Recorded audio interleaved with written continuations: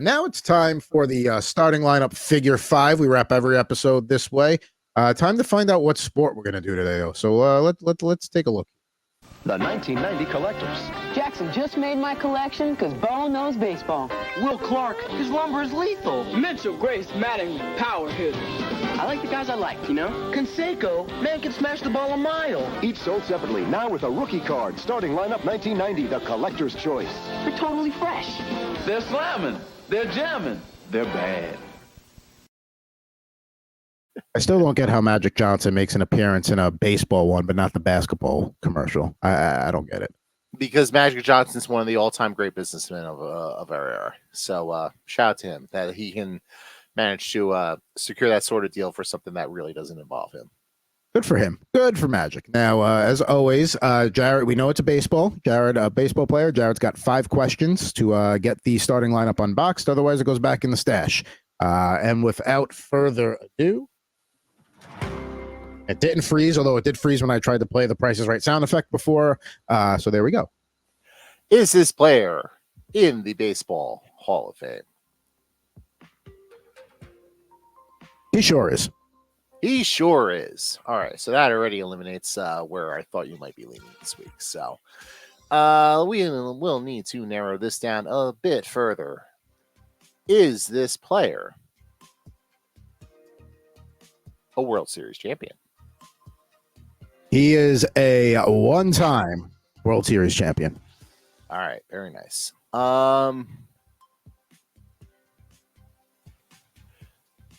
Did this player ever win a major award? And I would define major award as MVP or Cy Young.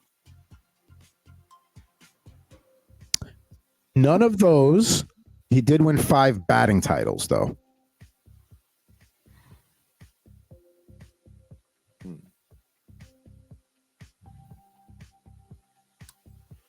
All right, so he won 5 batting titles. You gave me a little piece of information there. So, and he's also a 2-time Gold Glover, 8-time Silver Slugger.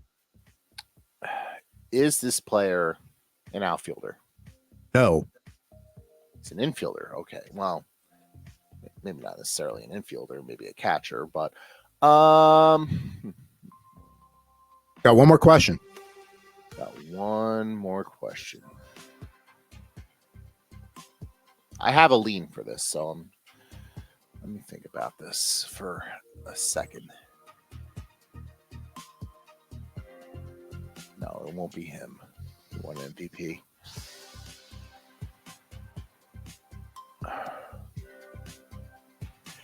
Did this player ever play for the New York Yankees?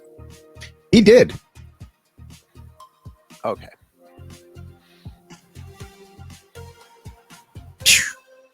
All right. The bet ended at a convenient time.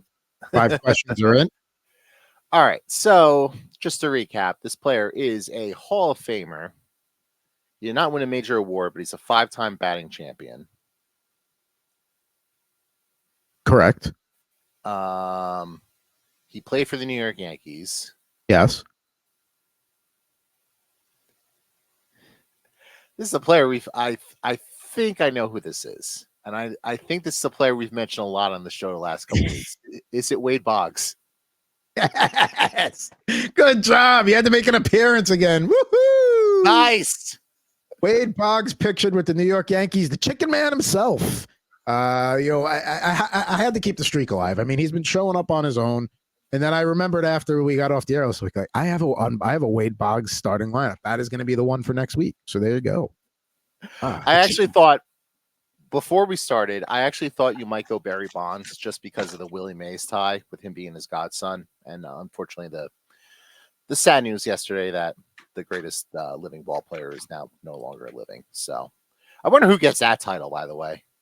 You know, that's an interesting debate. And I was read he wasn't a part of the starting lineup studio audience, but I did manage to get the Willie Mays starting lineup I have I have it on my display unit. I do live in the Bay Area. I mean, the reaction here was like it led off all the newscasts. It was like the first 15 minutes. Oh, it did in New York as well.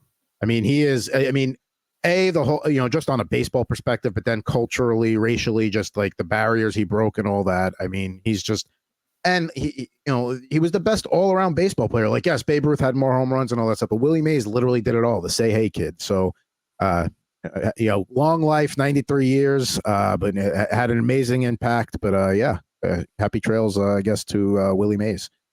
Yeah. Now back to Mr. Wade Boggs himself, the Chicken Man. We always like to do the card to show if the position matches the card, and this one does a really good job of it. So there you go, mid swing, looks like he's about to make contact, and then on the actual pose himself, there he is, mid swing, looking like he's about to make contact. Looks like he's about to drink an exorbitant amount of beers on the plane to the next stop on the road trip. There we got. Now here's one problem I have with it. Why can't have the name on the back of it in a Yankee uniform? Thank you. Absolutely not. Non-starter. Like, I almost want to like rub it off and like just take it off. Like, it drove me nuts when I would see people buy jerseys with the name on the back, because it's like, I hate that with the Yankees. You don't need the name on the back. They don't have the name on the back. You don't got to spend the extra money to get the lettering done. Why would you do that? I mean, well, those are the cheaper jerseys. Those are the ones that they just sell for like $100, so you can say you have a Yankee jersey. Like the authentic ones, they don't have. Like I have a couple in the closet downstairs. Like I have a Jeter and a Rivera jersey, and obviously they don't have the name on the back. But it's funny you mention that, because my dad a couple years ago got me a Yankee jersey. He got me Judge, and it has the fucking name on the back. I'm like, why? Yeah, it's. I listen. A jersey is a jersey. It's great to have them and all that, but like I don't know why you would add something that doesn't exist on the actual one. So yeah, there it is. And it's not just the name on the back, but like you could also feel like, it's just a cheaper quality when compared to the other two. So it is what it is. Make no mistake about it, though. We do love Fanatics here, just in case. They are taking over the industry, so I didn't say who made the jersey, but let the audience put two and two together. We knew who we were referring to there. But yes, he will. Wade Boggs, he's going to be joining the Starting Lineup studio audience next week, and since I'm going to be heading to San Diego next week for a family vacation, that's why we're off to the San Diego themed audience. On the left, we got Paul Correa. Yes, I know Anaheim is not San Diego, but they have their minor league team down there. And they do show the Ducks games in San Diego. So they're like an adopted child there. We got Ryan Leaf, Junior Seau, and Tony Gwynn. So Junior Seau, Tony Gwynn, and LaDainian Tomlinson are probably like the holy trinity of San Diego athletes. We agree, disagree. Who were the three again? LaDainian Tomlinson, Junior Seau, and Tony Gwynn? Tony Gwynn, yeah. I mean, do you put Dan Fouts in there? Oh, yeah. But who do you take out? I mean, most people don't do a Holy Trinity. They do a Mount Rushmore. So yeah, it's all right. So then there you go. So there's your Mount Rushmore. There's the four. Yeah.